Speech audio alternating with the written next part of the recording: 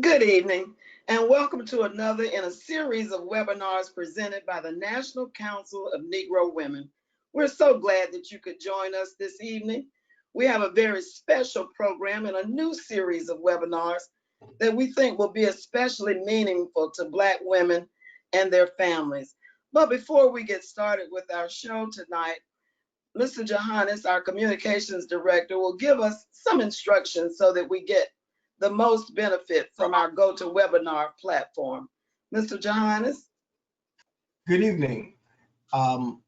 Welcome everyone. I would like you to pay attention to two things. One being that in your menu, you will have a section that says question. Please type your question in there and we will make sure that it gets answered as we filter through them. The second is, if you have that question, put up your hand. There's a raise hand button. So we are aware, because we have many people on our webinar tonight. Also, if you have any other questions, there's a handout as in how to use GoToWebinar and GoToMeeting in our handout section in that same area. Thank you. Thank you. The National Council of Negro Women was founded way back in 1935, which means this is our 85th year of advocacy and leadership for women of African descent, their families, and communities. Every organization needs great leadership, and we are blessed to have one of the nation's foremost experts on all things relating to Black women and gender and discrimination, who presides over the 2 million members of the National Council of Negro Women. Her name is familiar to many, and so is her resume. She is a noted anthropologist. She was director of the Smithsonian Museum of African Art. She was president of Spelman College and president of Bennett College for Women. She is a respected advocate for diversity, equity, inclusion, and she is the president of the National Council of Negro Women and the chair of our board, Dr. Janetta Betch Cole. Good evening. Good evening to you, Sister President. I am, but you are Sister Executive Director. And so I want to begin by saying what a joy it is to be in this sisterly circle, be in a circle with you as our Executive Director, be in a circle with one member of our Executive Committee who also chairs or co-chairs our program committee. And that, of course, is Paulette Novell. To be in this sisterly circle with our featured professor for the evening's program. And that, of course, is Dr. Wisdom Powell. And I have the great pleasure now of introducing someone else who is in this sisterly circle. Before I do that, though, I want to extend my personal greeting to all of my NCNW sisters, wherever you are, in whatever section you are, on what college campus you wish you were, wherever you are. I also want to greet our brothers who are members of the Charles L. Franklin Associates, and the friends of the National Council of Negro Women. Well, tonight's webinar was born out of a current reality of the moment, reality of this time of historic racial turmoil and violence against Black women and men. Among the many reactions to these recent acts of violence is an intensified concern that Black mothers, fathers, caregivers have for the physical and emotional safety of Black children. This profound concern is captured in the title of a poem poem written by Margaret Burroughs. The poem speaks to the fear that Black women experienced as they brought children into the world in the 1960s. And so from her special place in glory, I hope it pleases Margaret Burroughs, a great civil rights activist, a great women's rights activist, an extraordinary poet and artist, to know that her poem has inspired this webinar. The title of Margaret Burroughs' poem is, "What Shall I Tell My Children Who Are Black?" Sponsoring tonight's webinar is just one of the countless ways that the Toyota Motor Company expresses its deep concern about the welfare of the Black community. We're so deeply grateful for this sponsorship, and we are full of joy that tonight we have a sister who is here representing the Toyota Motor Company, Miss Alva P. Adams. Ms. Adams is Senior Director of Multicultural Business Alliance and Strategy and Multicultural Dealer Relations for Toyota Motor North America. Ms. Adams' leadership encompasses coordination and communication with Toyota's cross-functional department, its executive leadership, its field offices, and internal Toyota Motor sales departments, as well as multicultural dealers. That is a lot of responsibility. Our sister Alva Adams began her career with Toyota in 1999 after serving in several roles at the Ford Motor Company for nearly 13 years. She's a graduate of Howard University. She holds a certificate in diversity from the University of Houston. Alva Adams is deeply and widely involved in community service as she serves as the chair of the YWCA of Greater Los Angeles's Board of Directors, the Salvation Army's National Advisory Board, the International Black Women's Public Policy Institute, and the National College Resources Foundation. It is clear that she is guided by these words in an African American expression. Doing for others is just the rent you've got to pay for your room on earth. We thank you, Al, for paying so much rent. And so now it's a privilege and it's a joy to welcome you to this webinar, to ask that you say whatever is on your heart to the community, to the family of the National Council of Negro Women.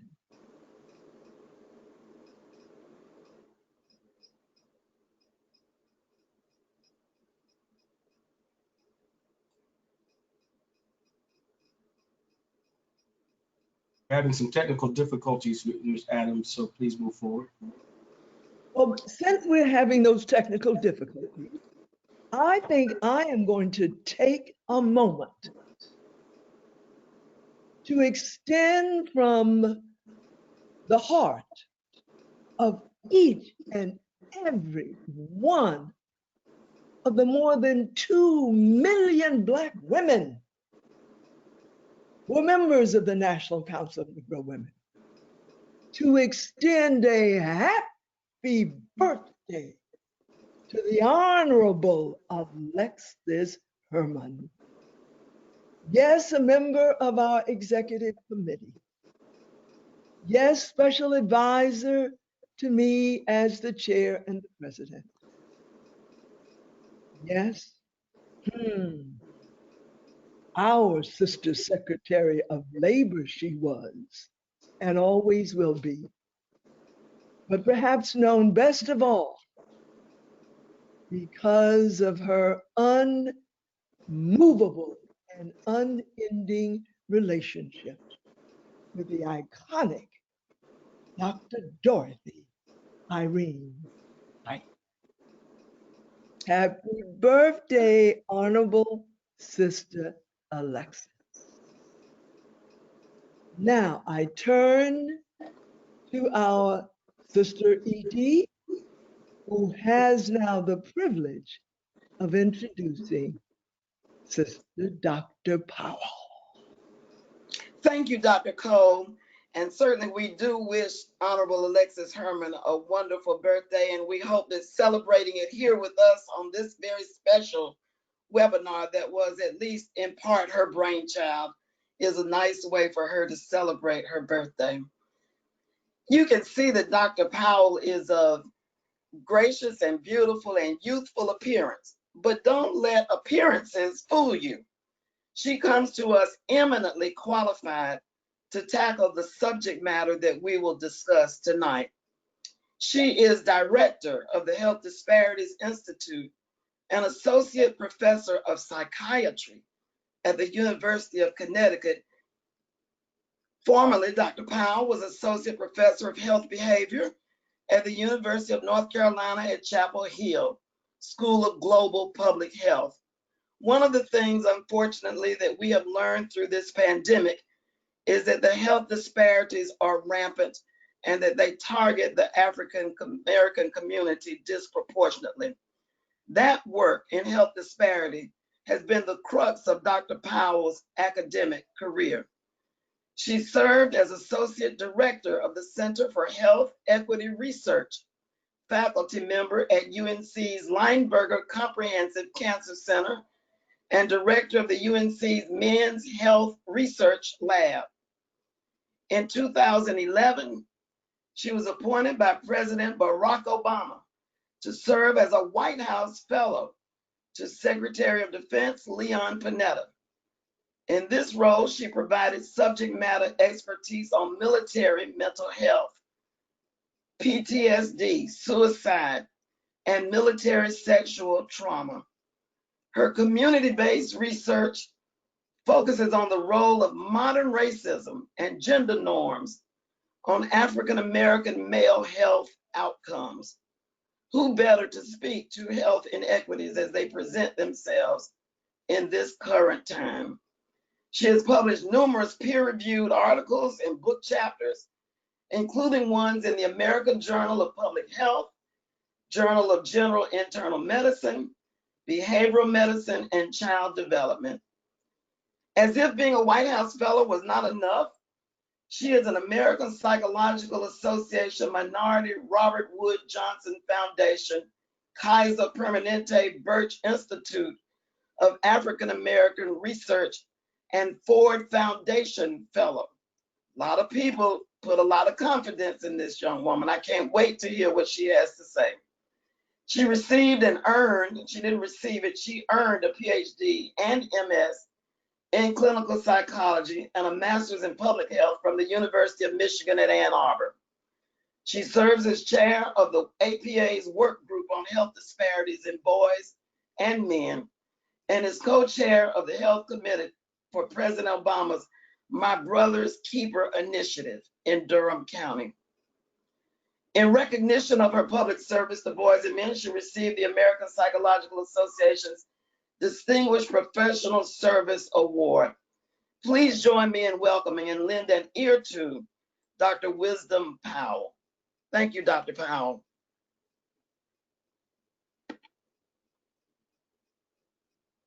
I'm going to share my screen right now. I'm hoping everyone will be able to see it. Give me 1 second.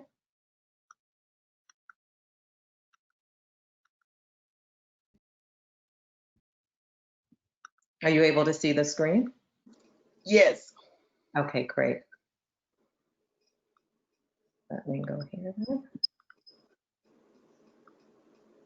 So good evening, everyone. It is really, really an esteemed privilege to be before you tonight to talk about work for me that really is a labor of love, and to talk about strategies that we can use as a community to optimize supports for Black children during periods of intense racial violence. I want to remind us here, as if we don't already know, that we are in the midst of one of our globe's most persistent pandemics. COVID-19 has wreaked havoc on Black, Indigenous, and people of color communities who are disproportionately impacted by COVID-19. We all have seen the data: higher rates of death, more likelihood to live in viral hotspots, higher rates of employment loss, and a higher number of members from these communities serving as essential workers, all of which place Black, Indigenous, and people of color in the proverbial eye of the storm. But also during this pandemic, while sheltering in place, our children, our communities are also bearing virtual witness to racial violence. And this repeated exposure can contribute to vicarious trauma and other negative impacts on socio-emotional competence in our children. I want to lift up the fact that we all know that we have been at this same river twice, that racism in the US has persisted for quite some time. And in a seminal report produced by the American Psychological Association, we learned that nearly half of US adults report that they have experienced a major form of unfair treatment or discrimination. And we also know that this form of racism operates, lives, and breathes in the structures of our nation, and that structural racism limits upward social mobility for Black children. So there is, as folks have said, a fierce urgency of now that requires us to reframe what we are all bearing witness to. And I would offer that we stop talking about COVID-19 and racism as dual pandemics, but that we refer to them as a syndemic, which is the synergistic clustering of two or more diseases within a population. Because when you view things as a syndemic, your strategies then have to be holistic and move beyond health systems and the clinic walls to devise strategies. So we're going to be talking tonight about speaking to the wound. And often when we talk about wounds, we think of injuries to living tissue caused by a cut, blow, or other impact, typically one in which the skin is cut or broken. But tonight we're going to be talking about invisible wounds, the kind that don't appear visible to the naked eye, but that operate beneath the surface. I am struck by Kwame Anthony Apaya's article and seminal essay about what future generations will condemn us for. And I lift this up also as an additional frame to remind us that there are particular practices that are destined for future condemnation. First of all, we have had many arguments already against racism in our country. We've argued vehemently almost against its practice. We put out racial justice statements. And yet we still have defenders of custom who tend not to offer moral counter arguments, but instead invoke tradition or human nature or necessity when talking about racism. And we also have still supporters engaging in what we call strategic ignorance, avoiding the truths that might force them to face the evils in which they're complicit. And I don't know a lot of things, but one thing I know for sure is that future generations will condemn us for not listening with a third ear and speaking to the wounds of our children. The impacts of COVID-19 psychosocially are far-reaching, some of which appear as social isolation, depression, substance use, misuse, addiction, but more importantly, trauma. Many have said that COVID-19 on its own is a trauma pandemic in the making. And in fact, we are all bearing witness to that very stark reality. When we think about trauma, we often think about a clinical diagnosis, right? One that appears in our standard diagnostic and statistical manuals. But we have to remind us that many of our children will never meet clinical criteria for trauma, but yet will still have injuries to their spirits, minds, and bodies.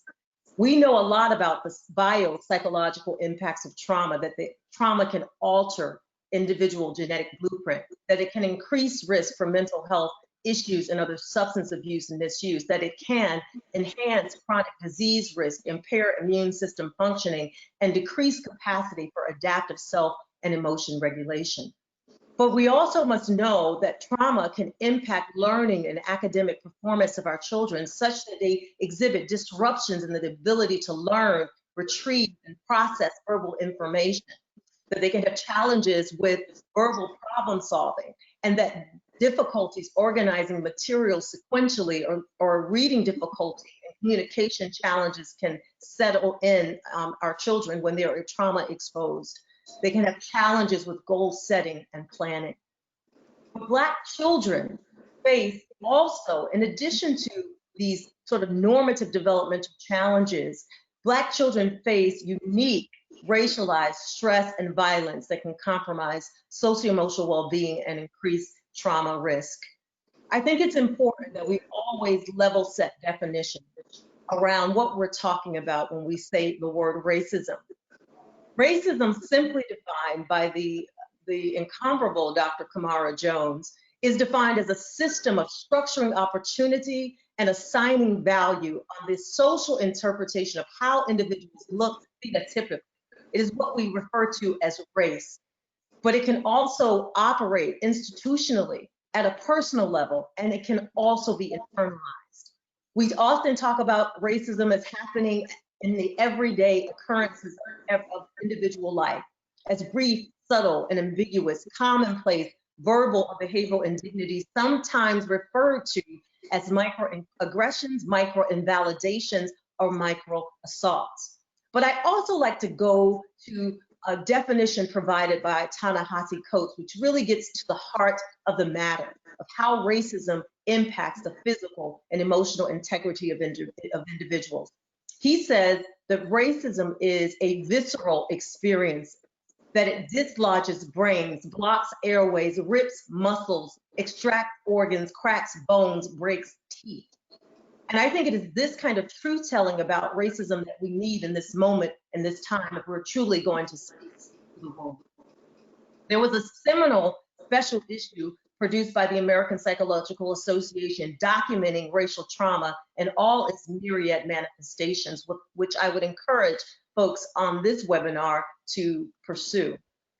But what we know is that individuals and our children don't actually have to be direct recipients of racial violence to exhibit trauma symptoms. In fact, more recent research is demonstrating that when Black and African American and Latinx adolescents are exposed to traumatic events online, that they also exhibit more frequent and more persistent depressive symptoms and PTSD symptomatology.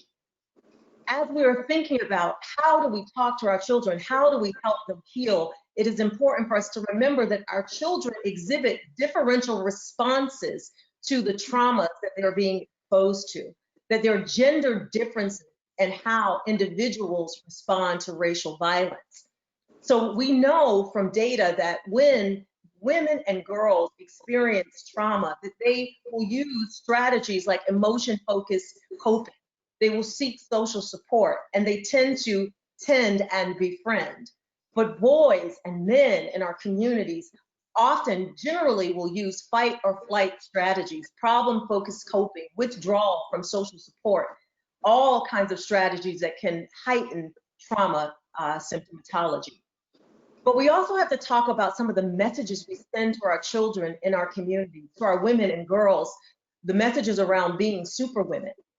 I like this schema that was produced and framed by Dr. Cheryl Woods Giscombe, which refers to the superwoman role, right, which involves projecting strength, suppressing emotion, resisting feeling vulnerable and dependent, succeeding despite limited resources, and prioritizing the care of others over the care of ourselves. And our boys are also wading through the waters of social norms that dictate how they should respond to trauma and stress and violence. These norms around masculinity, which are the shared cultural expectations or standards about how males should behave, inform the ways that men cope with trauma and also the ways that our boys cope with trauma. We know that these norms are not rooted in biology, but are social prescriptions that send boys messages like, boys don't cry, walk it off, take it like a man. And we know that men are socialized, boys are socialized to value the display of physical and mental toughness, and that this pressure to man up in situations, especially situations where racism is involved, can lead to a more exacerbated negative response. And this bears out in data that we're seeing every day. We know that men and boys in our country have the highest rates of suicide, and that suicide rates, unfortunately, among Black children have increased in recent years. And just so we're putting faces to the data, because data only give us points, but these pictures make it really clear and vivid that we're hemorrhaging young people from our communities. I lift up the names of Gabriel, of Rylan, of Nigel, and of Mackenzie, all children who lost their lives to suicide. And also, I'd like to remind us that even as our children are suffering, there are significant system-level gaps in our capacity to listen and respond to the distress signals that they send. So we often give our children the talk. We've all heard about it. We've all given it at some point. The talk is one form of what we refer to in my field as racial socialization. This talk can include messages that emphasize pride in being Black, but it also can reinforce warnings about racial inequalities. And sometimes these messages seek to de-emphasize the importance of race and use what we call a colorblind approach. These messages sometimes can instill mistrust of other groups and also encourage our children at times to be silent about race and racial issues. And if there's one thing I would leave you with around this talk is that while we are shoring our children up, we have to also remember that sometimes these talks can result in feelings of deep shame when not sort of leveraged or complemented with messages that encourage children to know that the racism that they're experiencing, these differential treatment and differential access to opportunity are not things that they have created. That is nothing wrong about them. There's something wrong about the systems, structures, communities in which they are embedded. We also make a lot of missteps when trying to shore our children up for stress and violence and trauma, and we treat them like adults. And these adultification biases don't just exist in our communities, they actually operate at the systems level. When we talk about adultification bias, we're talking about this tendency to view some children as less innocent and more adult-like. And there are numerous studies that indicate that Black girls and boys are often viewed as more adult-like than their non-Hispanic white peers. And this treatment, this bias, is linked to harsher treatment and higher standards for Black students in schools. But it also can impact our expectations about trauma severity, recovery, and response, such that we expect our children sometimes to leap over systemic dehumanization and racial injustice in a single bound. But our children are not superheroes. We also know that this happens and shows up with Black girls. In a seminal report published by Georgetown Law Center on Poverty and Inequality, we also saw these similar patterns bearing out for Black girls, particularly those between the ages of 5 to 14, who were also perceived to be less innocent than their white peers. I'm reminded of this really poignant quote, which I think captures all of what I'm trying to say about race, adultification biases, and trauma silencing. I'm reminded of the documentary When They See Us, and a point in the documentary when the character who is playing Ray Santana says something really crystal clear. He says that they say boys will be boys, but they're not talking about us. They don't mean us, they mean other boys. And I think that we have to reimagine childhood for Black children in a way that honors the developmental significance of being children. We also like to think a lot about and talk about trauma resiliency. But what I tell people is that yes, Black children, Black people are incredibly resilient. If we weren't, we wouldn't be paying our taxes, going to work every day, voting, and engaging in other civic activities. But resiliency implies that a hit has occurred.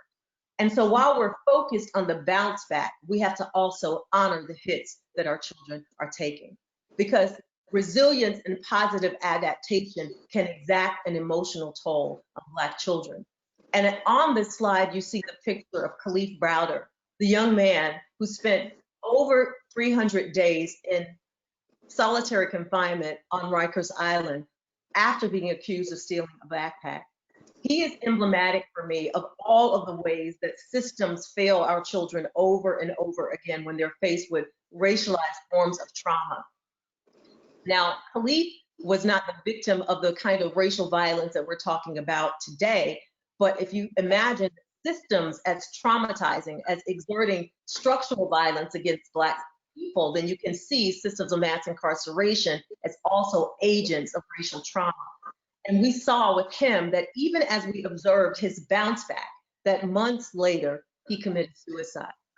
So I want us to remember that what we need to be doing now is thinking about mounting a case for what scientists have called radical healing. I like to lift up gratitude for the Radical Healing Collective, researchers like Dr. Helen Neville, Dr. Adams, Brianna French, and others, who have set up a frame for us thinking about how we develop holistic solutions in the face of what we know are identity-based wounds, the kinds that are produced by racialized violence. But I also want to make a case for establishing not only a radical healing approach in our day-to-day practices and the support systems that we wrap around our children, but also make a case for establishing a radical healing policy agenda. Because radical healing calls for the design of multi-systemic approaches that focuses on root causes, collective strategies, and the legacies of resilience.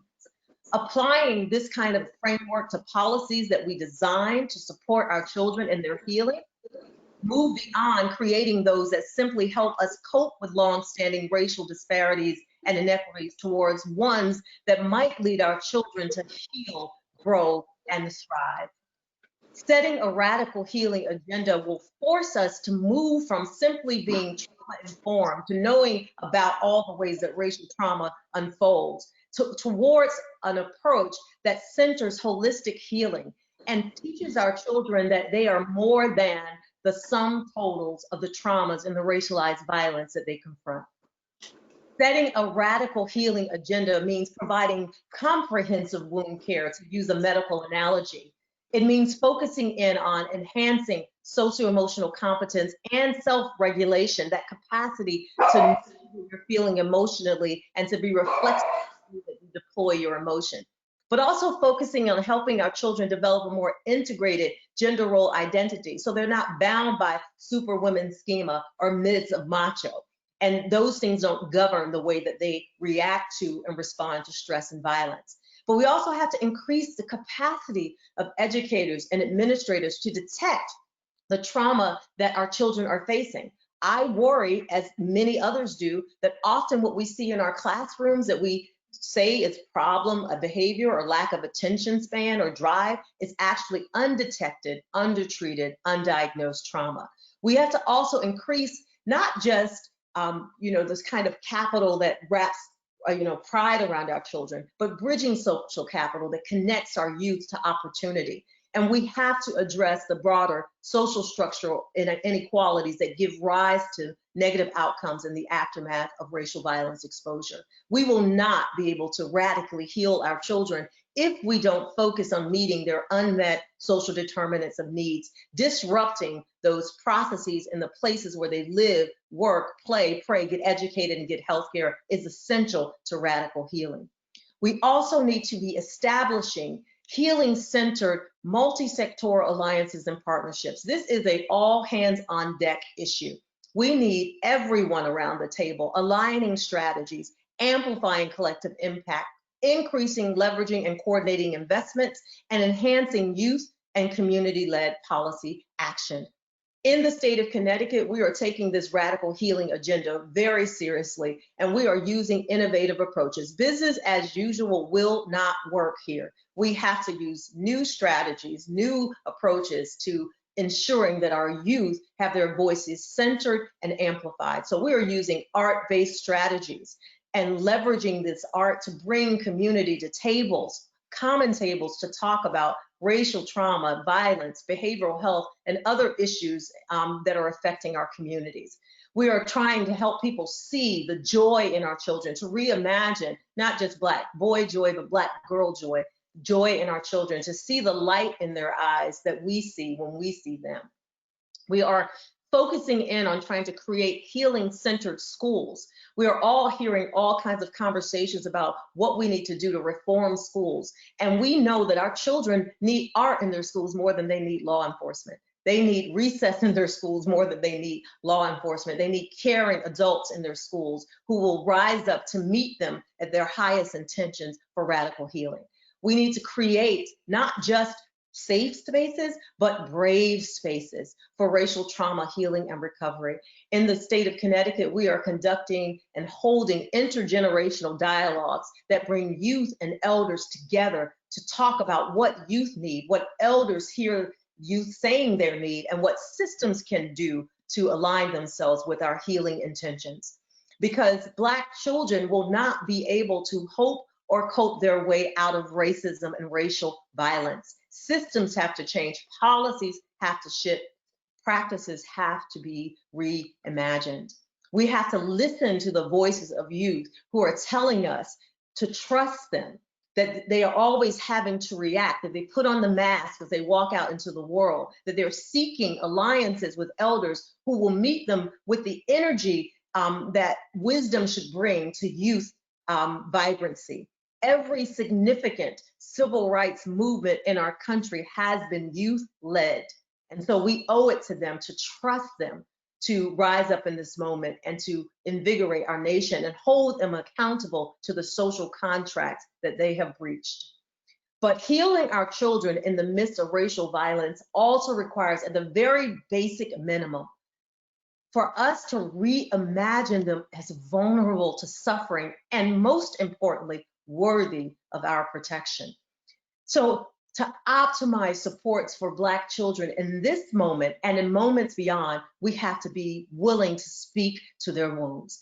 And speaking to their wounds means holding space for their emotional expression, moving from trauma-informed to healing-centered mentoring and pedagogical strategies, actively fighting to dismantle systems of dehumanization, and more importantly, displaying radical empathy, radical hope, and what my mother and her mother would call radical agape love.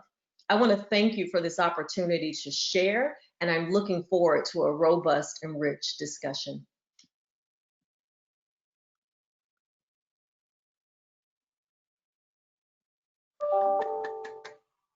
Can't hear you, Miss Mathis. Just talking away. That was inspiring, Dr. Powell, but it was challenging too. When you talk about radical healing agenda and thinking about our children as being worthy of our protection, and that being childlike means that you can be vulnerable and that the adults will protect you, that is a challenge to all of us, and it's one that we have to take seriously and take it seriously right now. I'm no academician, but I'm a grandmother, and you really spoke to my heart, and I'm sure that your message has reached our audience. So let's hear their comments and questions. Mr. Johannes, do we have questions from the audience? You can raise your hand or you can go to the chat box. And Dr. Cole, if you would care to come in, I can see you nodding and agreeing. So I know that you want to share with us. I can only say it was a tour de force of both information, inspiration, and an amazing call to action. I'm also noticing that our sister Alva has joined us. I regret the technical difficulty. You know, when this stuff works, it's wonderful. When it doesn't, what a disappointment.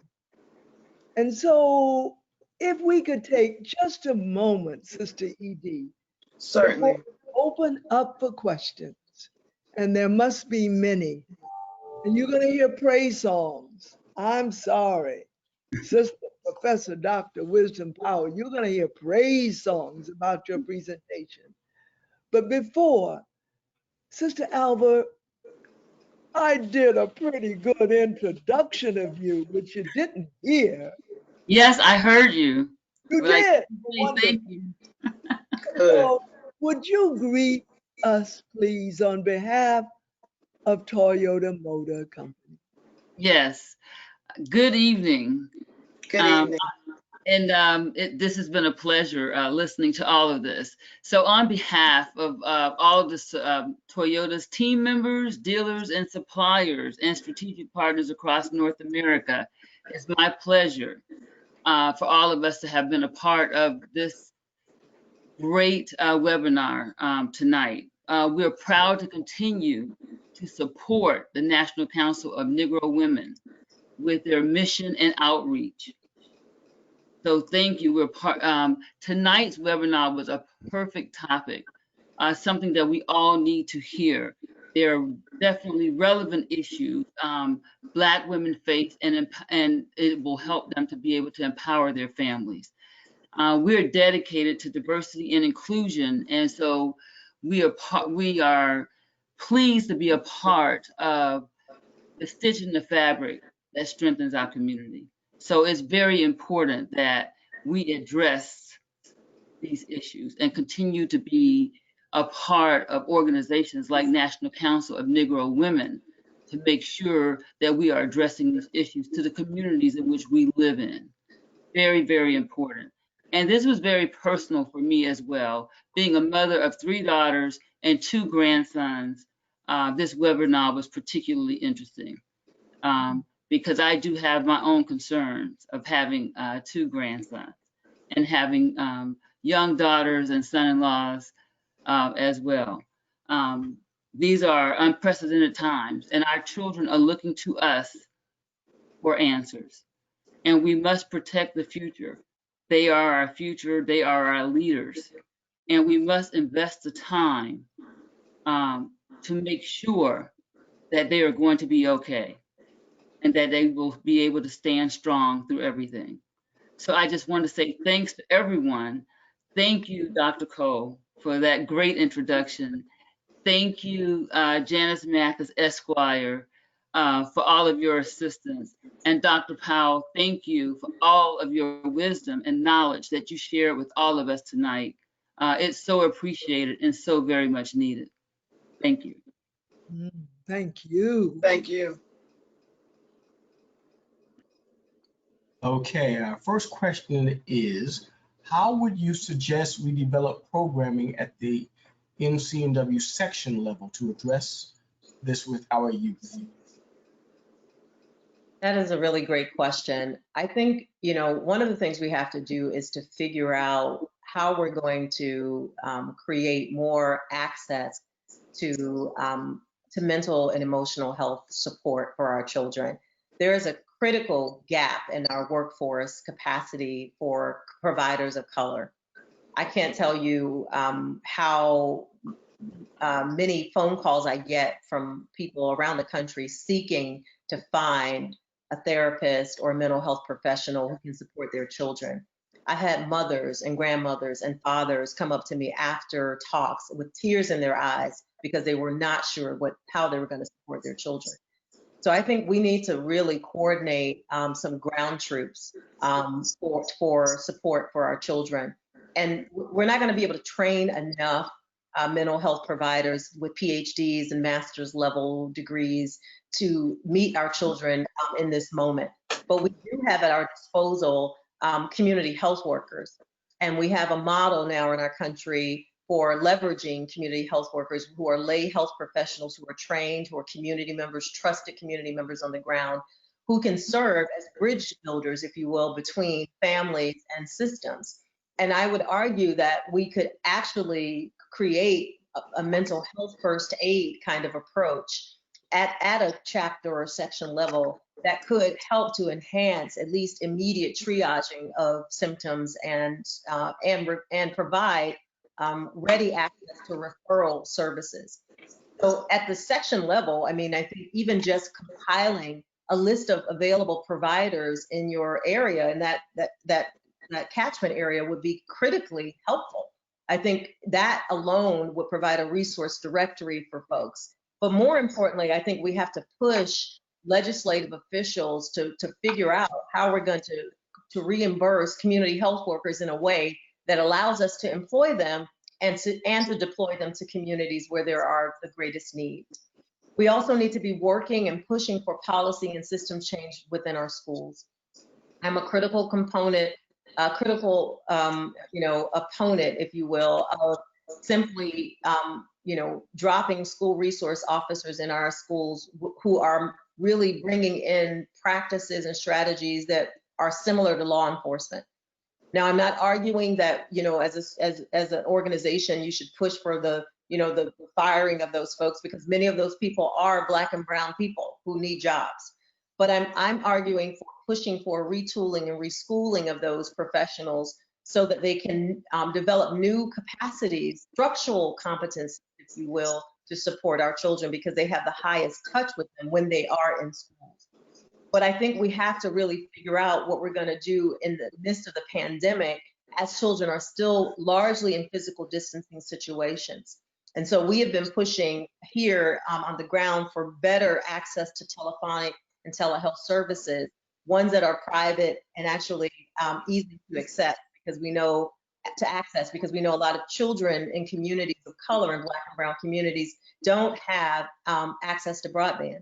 So they can't even take advantage of the resources that telehealth could even provide. So those are some of the top of mind suggestions, but the critical thing is that we have to align our resources to support our children.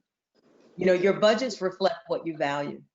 And I'm not saying this to the organization, I'm saying this to our nation, that the fact that we have not made those critical investments in the infrastructure for emotional supports for children, even pre-pandemic, it speaks volume to the lack of our willingness to speak to their wounds, to use policy to set a radical healing agenda. And we have to shift that if we're ever going to meet our children where they are and create a world where they can heal, grow, and thrive.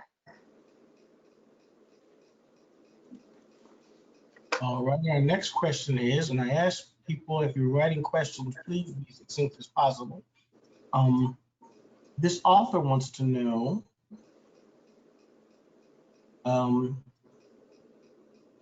seeing that children recognize themselves or herself in novels and coverings is a change in the light of the world. How would you best give me an example of how I can use my writing to address this issue and help heal wounds? Okay, I didn't get the first part of that. I got the writing piece, but could you repeat the first part of the question, please? Seeing youth recognize themselves in writing is important, and as a writer, she wants to know how can she use this as an example to help heal wounds. I love this question, and I love it because it reminds me of Chimamanda Ngozi Adichie's Dangers of a Single Story. And what I often say is that we think of Black children sometimes and children of color as problems to be solved, as opposed to wonders to behold. And if we're going to, do something about these issues, we have to change the narrative. And blessed are the storytellers, right, who can reimagine our children and reimagine their joy through our writing. So I think we have to tell whole stories about our children, and we have to tell whole stories about Black communities and the richness that lies there, because our children look to those stories for opportunities to see themselves.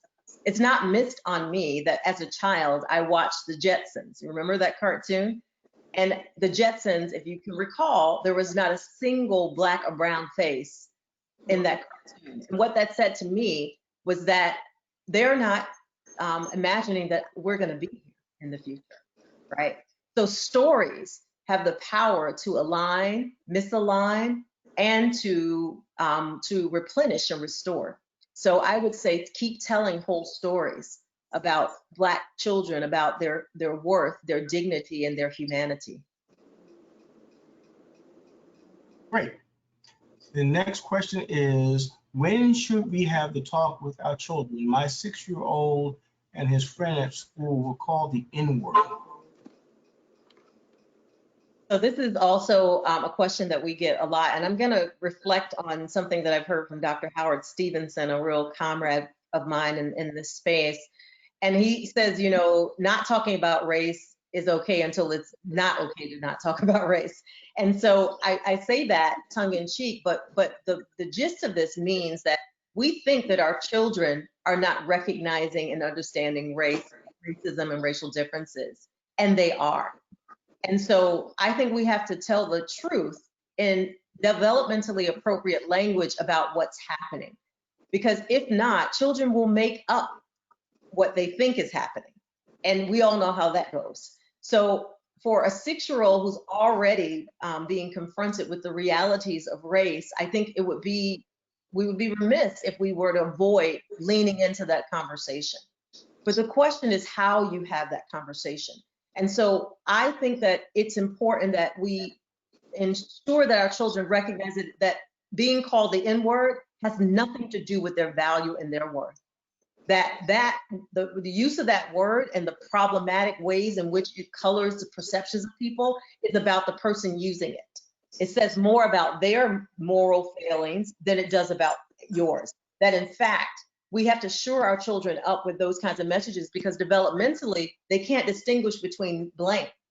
So they will assume, you know, that it's about them. So I think it's important to have those conversations in developmentally appropriate ways. Use creative expression and tools to help young people tell their stories, because they don't have often the verbal capacity to articulate what they're feeling.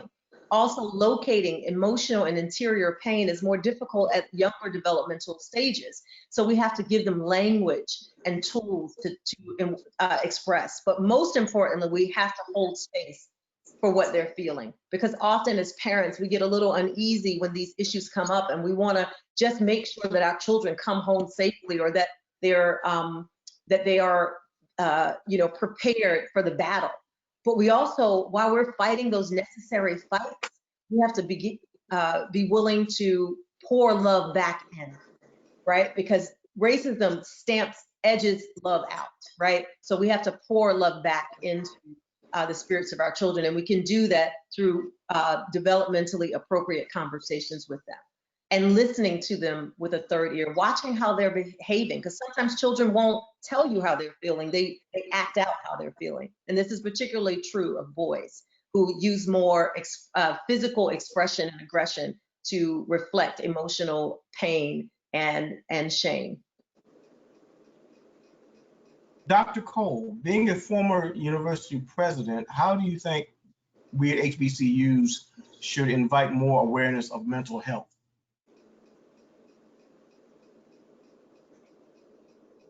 I like the question a lot. And it reminds me of an experience that I had in first serving as the president of Spelman College. I wasn't in that role very long before I said to the colleagues who worked the closest with me, you know, we haven't been in session very long. But when school opened and our sisters came on campus, we could see the luggage. Ooh, did they come with luggage? But what we often could not see was the baggage. The baggage they were carrying from experiences that are as horrific as sexual abuse, incest, carrying the baggage of being on a campus that looked almost as if it was paradise, when they weren't really sure how they were going to manage to get a meal. And so I'm very aware of what our sister or brother has raised here. And that is that our historically Black colleges and universities must be sites, places where our students can continue to grow and to thrive emotionally. We did manage at Spelman to increase the services for our sisters. And perhaps even more important, and I'm looking directly at Sister Dr. Powell when I say this, the thing I was most proud of was that we got rid of the stigma of needing those services. And perhaps I can capture that by remembering and sharing with you my delight one day when I'm in the dining hall, which I did regularly.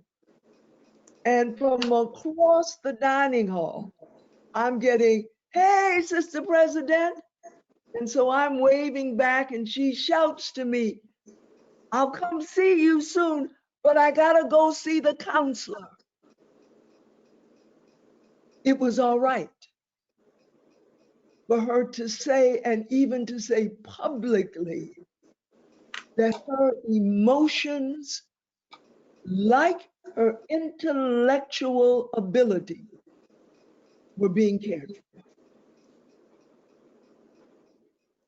Dr. Powell, did you want to weigh in on that a little bit? I did, and I'm so glad you mentioned the stigma in our communities around mental health. And, I want to also recognize, often when we talk about stigma and mistrust, we treat it as if it's an attitudinal barrier only. But I want to just lay out that the mistrust and the disconnection from traditional health systems and services is born out of a long history of medical malice and maltreatment against Black and Brown people, right? And that there were systems actually enacted structural violence against Black people. So we're not just resisting treatment and therapy because we don't believe in it. It's just that we don't trust the systems that are in place for us because they haven't historically served us well. But I will say this, that one of the things I always say to communities of color when I'm in them and to Black people is that we can take it to the altar and to the therapist. It's quite all right. God will understand. and I think that, we sometimes perceive, our inability to woman up or to put on the cape or to man up in the face of these kinds of stressors as some sort of indication that we're not strong or we don't have the stuff to survive or thrive. But listen, our folks made it through the transatlantic slave trade, Jim Crow, the burnings of Black Wall Streets. We have the stuff. We have been engaged in a fierce fight for radical healing our entire existence in America. So we have that. But it's also okay to reach out to someone to say, listen, I am not coping well. I am not pushing through. I am waking up irritable. I am sleeping more than usual. I am feeling numb. And more importantly, I am not feeling like myself. That is okay. And to do that is an extraordinary sign of strength. Self-care is a revolutionary practice, right? It is an act of revolution. And we have to take that kind of the same energy that we put out in the world, the same energy we use to care for each other, to go out the door another day after the deaths of Trayvon Martin and Rayshawn Reed and Breonna Taylor. That same, momentum, we have to use that same fierceness and urgency to care for ourselves because we need you, right? We can't get to the other side of this thing without you. You are not dispensable. And so that kind of messaging to our people is really, really important, but we have to create alternative pathways to therapy. So we have to say, you don't have to always go to the counselor. Go to talk to your pastor if that's more, feasible to you. Form a support group. You know, talk to your brothers, get with your fraternities and your sororities, and create brave spaces where people can show up and share their pain. And then if you need it, seek the help and services of someone professional. But more importantly, care for your heart and your mind with the same velocity that you would care for your wallet and your physical well-being. Dr. Powell, I just want to say thank you. That was quite a profound and informative presentation. And I just want to say to your parents, they aptly named you wisdom. Yeah, they did. Several things that you said, you know, brought thoughts to my heart. I had just spoken with Dr. Cole before you got on, saying that we need to work with teachers to better recognize the signs of trauma. One of the things that I worked on in the Women's Bureau was trauma-informed care for women veterans. And we work with organizations to identify the signs of trauma. And I think this is something we need to do with our educators as well. And I think the low-hanging fruit for all of us is to learn how to listen to our children, especially our younger children. Sometimes we get so busy and we have so much on our plates that we tell them to go away or go play or go to your room. And during times like this, it's especially important to sit down and talk with them, but mostly to listen to them, because they understand quite a bit and they absorb quite a bit. I mean, I've looked at some of the cartoons recently. They're very heavy. I mean, they're not amateurs. So we can talk and listen to our children, and it's very important. I think we have also seen sort of a renaissance in the arts during this time. We see children writing more poetry. We see music coming out. And I think you mentioned this as a therapist. And I think this is something we also need to encourage. But I think the low-hanging fruit for NCNW is working with educators and parents in identifying trauma. A lot of times we say, when we see children acting out, what's wrong with him or what's wrong with her, instead of what happened to him and what happened to her, as Dr. Cole implied with the students at Spelman. So again, I want to thank you very much for this wonderful presentation, and I hope we can get your notes so that I can digest it. My mother used to say, you can't feed beefsteaks to baby, and I feel like I'm a baby looking at a big beefsteak. So I have to take it apart and digest it and see what we can work with. And thank you very much.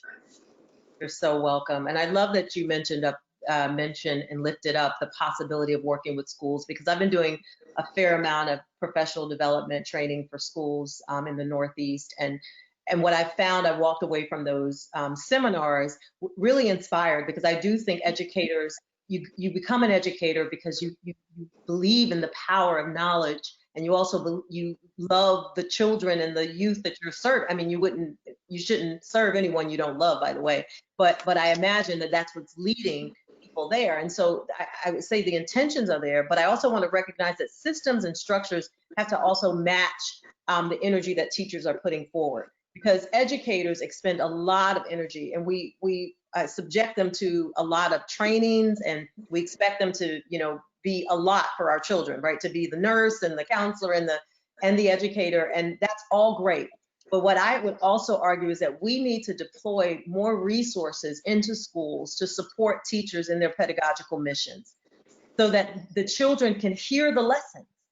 I'm recalling, and I've told this story in other places, and it's the thing that led to the title of this talk. I used to see a African-American man who was in the military, who actually had a significant amount of trauma, both trauma from his childhood and trauma that he experienced while in the military. And I can remember sitting in sessions with him. I was a really green therapist, and I was just struggling to figure out, how do I get this man to talk? He didn't talk for days, sessions on end. And my supervisor looked at me one day and said, the problem is that he is speaking. He's speaking.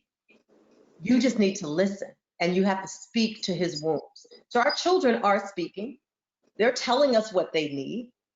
The question is, will we meet them where they are? And you're right that educators have this unique power of proximity, as Michelle Warren would say, that we have the power of proximity.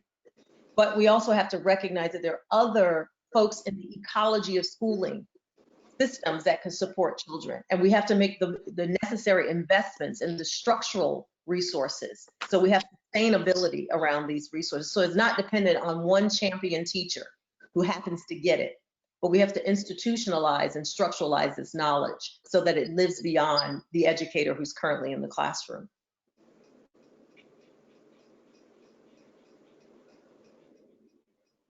The question is, what might we do to prevent ourselves from harboring, or what biases might we be harboring that's preventing from us from being maximally supportive?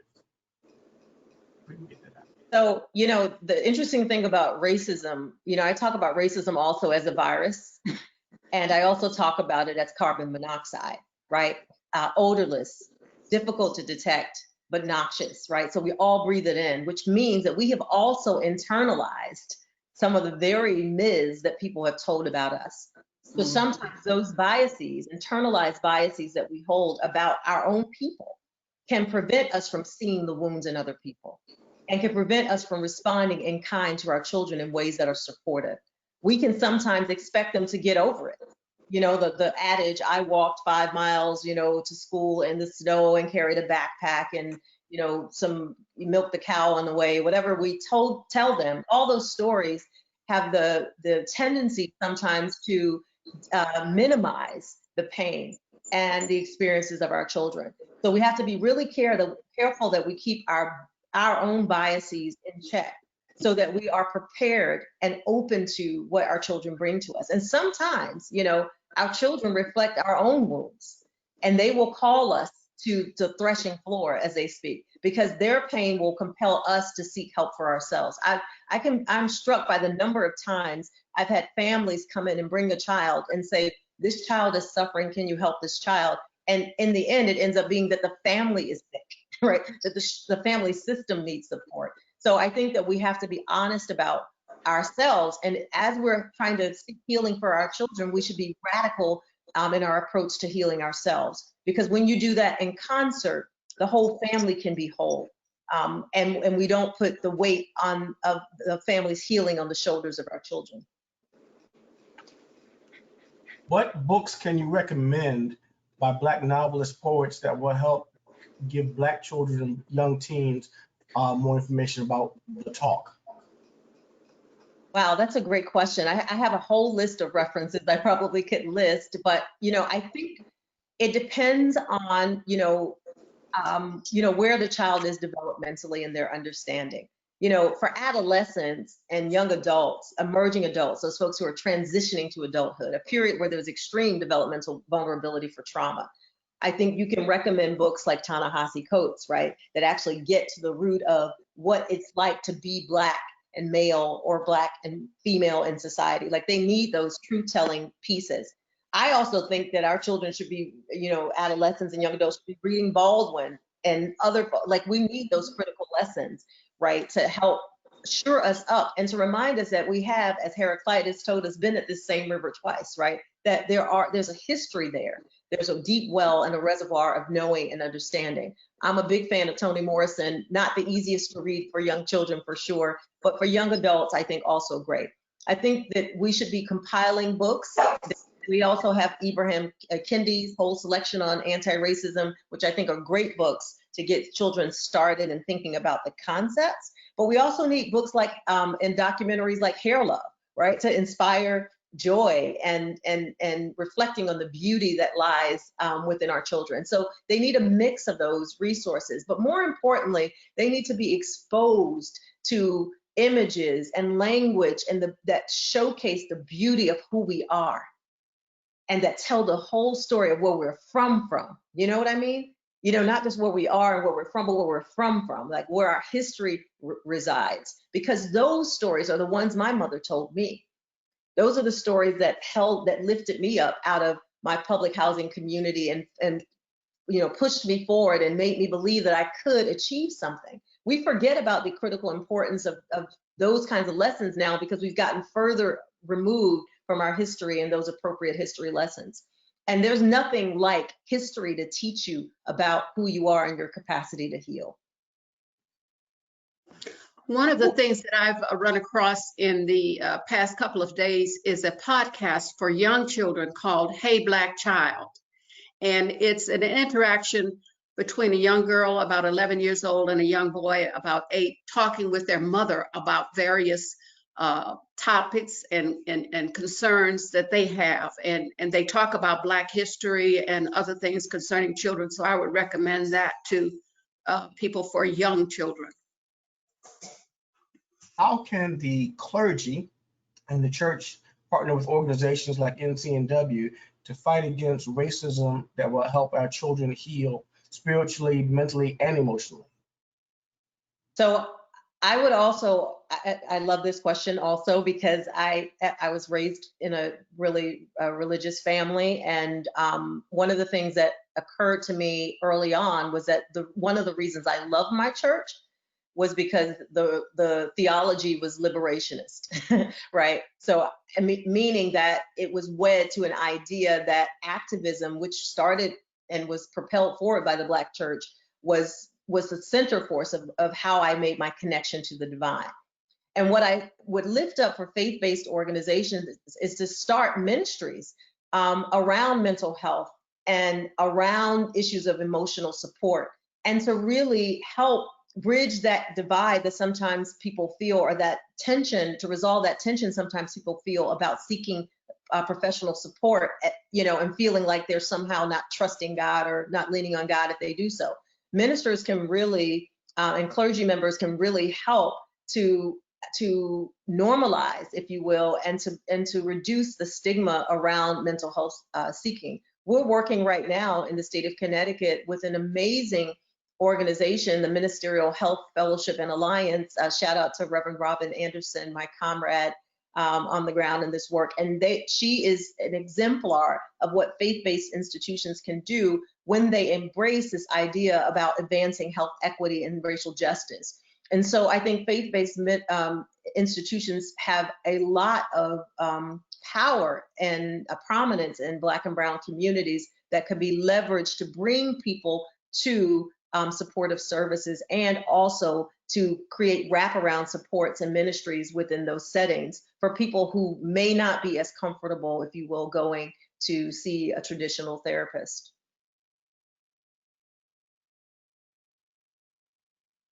Last question. Do you agree that our healthcare majors in college need mandatory curriculum with help on bias or treatment of Black trauma based for children? I absolutely do. I think we need an entire curriculum overhaul. We need to get rid of the revisionist history, first of all, and replace that with one that is a people's history. And similar to that, we need curriculums to reflect the cultural practices, the experiences, and the unique symptomatology and exposures that Black people and brown people and people of color experience. That has to happen. It is no longer acceptable to have schools of medicine have, a module on racial trauma, if they have it at all, or a module on diversity issues. It needs to be threaded throughout the curriculum. It is not a sidebar issue. We are in one of our most significant demographic transitions, where we are on course by 2040, according to demographers, to becoming a predominantly Black and African American and Hispanic and Latinx nation. Now, to me, that says we are living the democracy that our founders set forth for us in the Declaration of Independence, although we weren't free at the time. But to move towards creating systems and supports that mirror the needs of the high proportion of the population is the direction we should be moving into. So that means that curriculums have to shift, and that we have to create not only just curriculum shifts, but put appropriate people in those places to teach the curriculum. So we have a lot to do within our institutions of higher education, particularly in PWIs. I'm still the only Black woman in my Department of Psychiatry. And I was the only Black woman in my Department of Health Behavior at UNC, and that should be in 2020. And that has bearing on the curriculum that we put together for higher education, but also in our secondary and primary schools. So we have to address that. And absolutely, yes, it should be mandatory and not optional that these types of issues are covered in curriculum. Dr. Powell, thank you so much for sharing your wisdom. Wisdom, you are indeed a wise woman. That radical healing agenda and making space for our children and using stories and history and art and culture to reinforce all that is wonderful about them is really compelling. I'm delighted to share with our audience that you've given us permission to store this videotape at ncnw.org so that we can go back. And if you're in a section and you want to share it with your sisters in your locale, give us about a week and you will be able to do just that. Thank you from the bottom of all of our hearts. You will be hearing from us again. And Alba, thank you for the courage for putting your checkbook where your heart is and giving us the wherewithal to make this happen. This is the first in a series of 5 webinars about what shall we say to our children. I don't know if we will be able to top the wisdom of Dr. Wisdom, but we're going to give it a spin and give it a go. You may have to come back and do part 2. Happy to. I will say that there is an abundance of talent among Black women and Black professionals in many disciplines. And so I'm optimistic that we will find programs that will challenge and inspire you. Next week, our webinar is on the money. We go back to financial health and strength next week on the 23rd of July. So join us again at 7 p.m. I want to thank all of our sponsors, Wells Fargo, Coca-Cola, AARP, and the rest for this informative series of programs. And Ms. Norvell Lewis, I couldn't have a better national program director than you are. I appreciate your collaboration and your advice. And Tamara Wiles Lawson, if you're listening, ditto to you. Thank you all. Don't forget, our national convention is September 24th through the 27th, delivered virtually. So practice up on your webinars and your Zoom, because that's what we'll be doing for 3 days in September. Thank you all again. God bless you and good night.